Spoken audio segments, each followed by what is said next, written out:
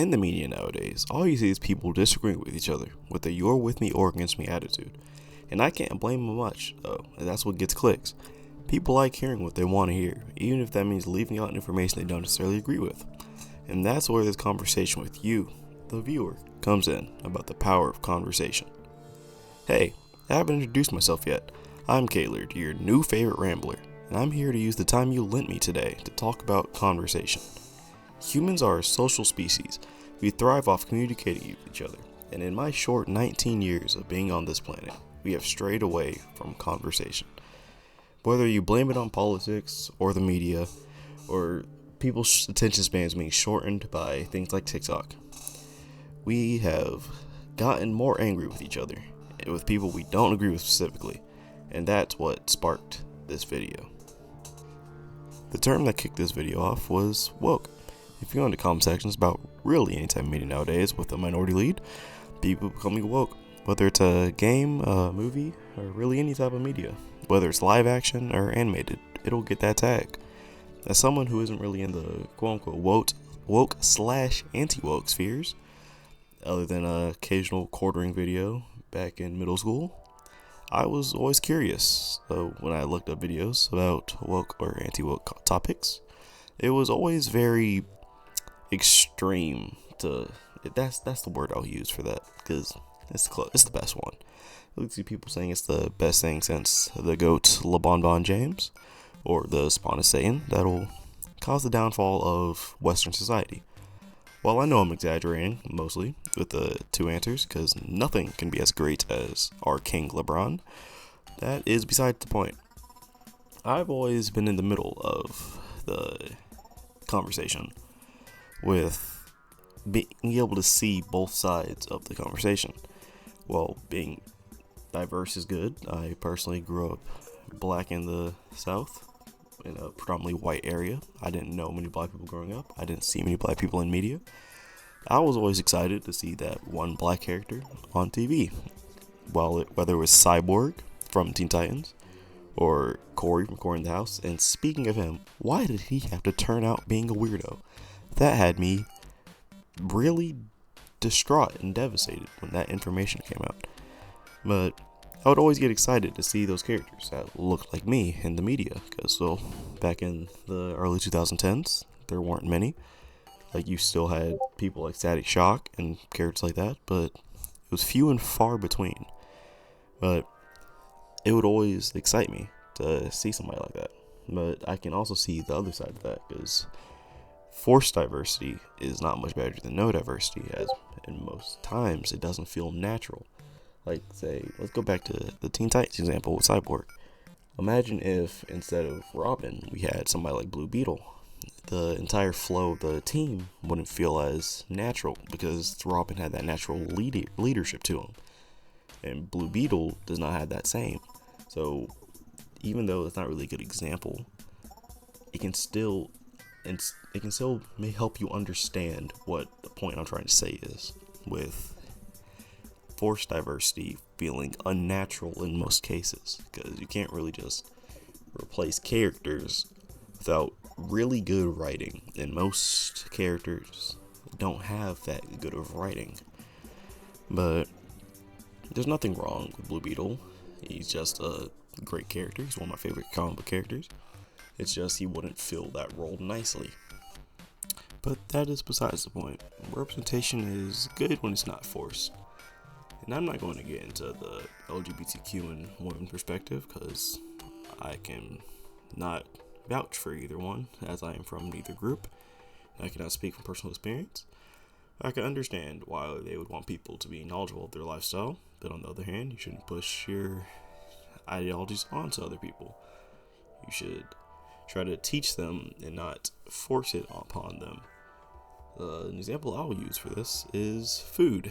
If you don't know what a food is, say you don't eat sushi, you would probably like it more if somebody just gave you some, let you try it for yourself, let you form your own opinion.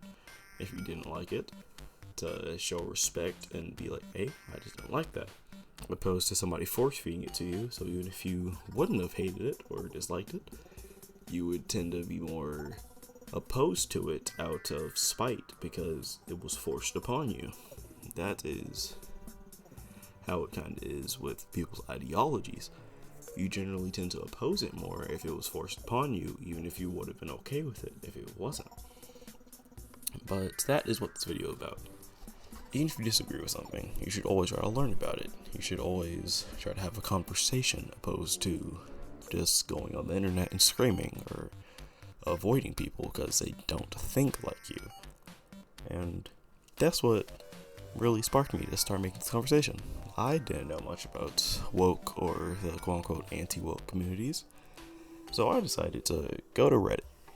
I know they have a reputation for being a relatively toxic area of the internet with Reddit. People just screaming left and right that don't ever agree with each other. But that, to me, is the people you should be talking to, the loud minority. If they're so adamant on a cause, they believe it so much to join such a niche community on Reddit, then, to me, those people you should talk to. So, I sent a couple questions to the anti-woke subreddit. If you would like to read them all, you can pause the screen now and read them. And if you do that, if you read the rules in the corner about what you can and can't do on the subreddit, you'll see one saying no AI art. But that rule is not enforced. I don't know why I left it. That's not even funny. But if you scroll down a few days, you will see AI art.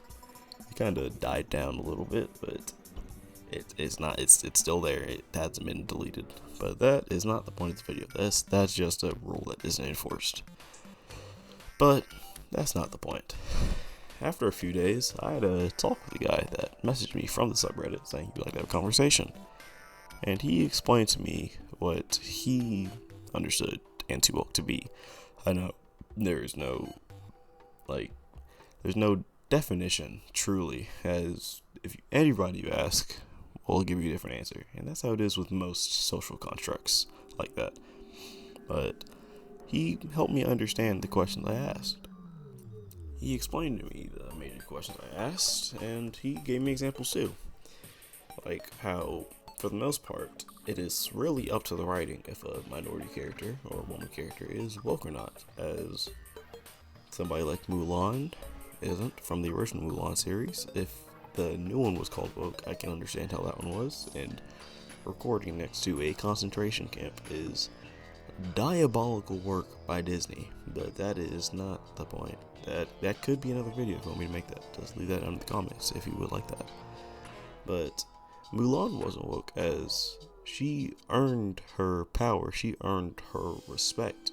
She wasn't as strong as the male soldiers, but she was more cunning, she was smarter. She could move her body in ways that the males couldn't, and she used that to her advantage. She used her intelligence to her advantage, and that's how she earned the respect of her country and of her superiors. Opposed to Rey, how she just kind of kept stumbling forward, like Buggy from One Piece, if you watch that, and just kept getting better from kind of just plot armor. She didn't train as hard as someone like Kylo Ren, but she still overpowered him. She kept going forward in ways that just weren't logical. I personally didn't watch the third movie in her series. I'd assume it didn't get much better, but assumptions are bad, so I should maybe watch the third movie. If anybody has any real recommendations on it, or not real recommendations, a real review that's not just you screaming, then please leave that in the comments too. And that is how he explained it to me, and I understood that. Do I agree? Not really. I can see the way he thought, and that is what you should happen. You don't need to understand. You do need to understand. You don't need to believe. He also gave me the reason, why some RPG game would be woke. I didn't understand that one nearly as much because I didn't know what his example was. I personally never played the Dragon Age series, and that is what he used. But you can pause and read that for yourself. if you want to. But after the questions I asked him, he gave me life advice. We are two dudes from we're different dudes from different parts of the planet, and we're different ages. I'm younger than he was, so he gave me life advice and things of that sort. And that's what conversation is about. You don't need to fully agree with each other, but you should have conversations. You don't know what you could learn from people you don't know. If you always just try to stay on the side you're on, then you'll never learn from people that maybe be more experienced in a field because they're on a different side, and you're avoiding them because of that. Now, we're just two dudes from different parts of the planet in different age groups having a conversation because one of us had questions and the other had answers. And that is the power of conversation. It doesn't matter if you agree with them if you never try to talk and understand where they're coming from and how they were raised and what caused them to believe what they believe. You will never be able to have them see where you're coming from. As you're not showing them that respect, they have no need to show you that respect. And vice versa. If you try to force somebody to understand what you do, it will never work. Don't let differing opinions change who you talk to. Most people you know probably don't think exactly the same. Most of my friends fall on both sides of the political spectrum. That doesn't change how I talk to them, as that's a superficial reason to stop talking to somebody. But that shouldn't change your true opinion on them, as you still know who they are as a person and how much they've done for you, how much you've done for them. You can always overcome something like this. It's never permanent unless you pass or something terribly happens to you, and that's an entirely different situation. That acquires a different type of conversation with that person, the one that is entirely valid. But that is not what this video is about. I am going off topic. But a good example of talking to somebody, no matter what, is Daryl Davis. If you know who he was a black man. He is a musician, and that got 200 men out of the conversation through. I said that backwards. 200 men out of the Klan through conversation. He didn't show up screaming. He didn't call them names and dismiss their opinions. He showed up, showed them respect, and they showed him respect back. He scheduled a meeting with the Imperial Wizard, which is a very high-ranking official in the KKK, had a conversation with him, and over the years got him out of the Klan. Now, if he just showed up with ignorance, that would not have happened. He probably would have lost his life. Since he showed him respect, he showed it back, and through time, left the Klan. Now, imagine the amount of people that affected. The white men that could have joined the Klan because something bad that happened to them one time in their life, and that could have affected many lives. The minorities that got protected, as those 200 men that left the Klan didn't do Klan activities to them.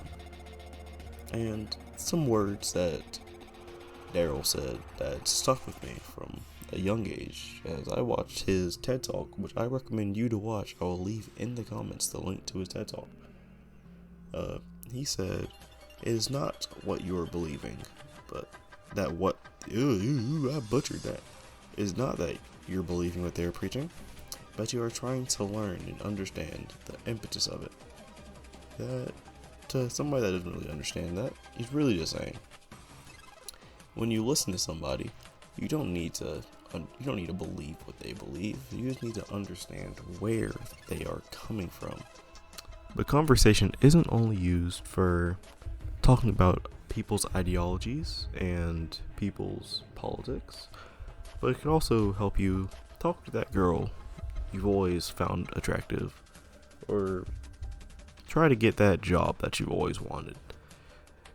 But conversation is a powerful tool that if you learn to master, you can go very far in your life with.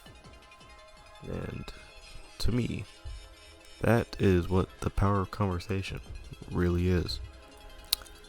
Hey, made to the end of the video. Thanks for watching, as it is my first video, and hopefully not my last.